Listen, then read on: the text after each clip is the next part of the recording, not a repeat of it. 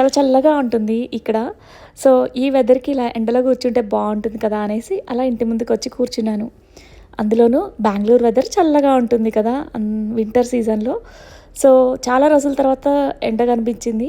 Floor కూడా చాలా చల్లగా ఉంటుంది, అందుకే చెప్పులు వేసుకొనే తిరుగుతూ ఉన్నాం. ఉదయం లేవగానే మైండ్ అంతా కూడా బాక్స్ ప్రిపరేషన్ మీదే ఉంటుంది. సో మా గీతు స్కూల్కి వెళ్ళిపోయాడు. సో కొద్దిసేపు అలా రిలాక్స్ అవుదామని చెప్పేసి ఇంటి ముందు వచ్చి కూర్చున్నాను అనమాట. ఎక్కువ ఎండ ఉందనుకో అసలు ఈ ఎండ తట్టుకోలేమనిపిస్తుంది. అలా అని చలి కూడా అంతే, ఏది బేర్ చేయలేము. సో మొక్కలు కూడా అంతే, ఎండ కోసం ఎదురు చూస్తూ ఉన్నాయి. సో ఎండ తగలగానే ఎంత బ్రైట్గా మిలమిలలాడిపోతున్నాయో చూడండి.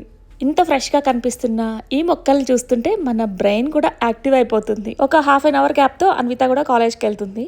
సో ఇంకా నెక్స్ట్ జ్యూస్ ప్రిపరేషన్ అయితే చేయాలి. దానికోసం ఈ చలికాలం వచ్చిన తర్వాత చాలా బద్ధకంగా అనిపిస్తుంది.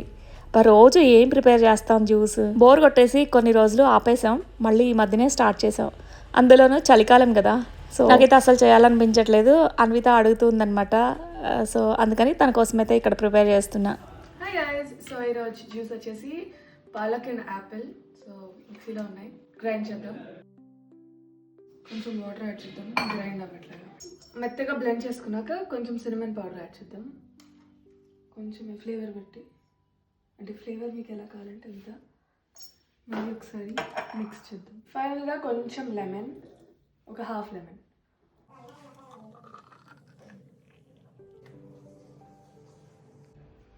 సో ఫైనల్గా రెడీ. యాక్చువల్లీ బనానా అంటే బనానా కూడా యాడ్ చేసుకోవచ్చు, టేస్ట్ ఇంకా బాగుంటుంది, కొంచెం స్వీట్నెస్ వస్తుంది కాబట్టి.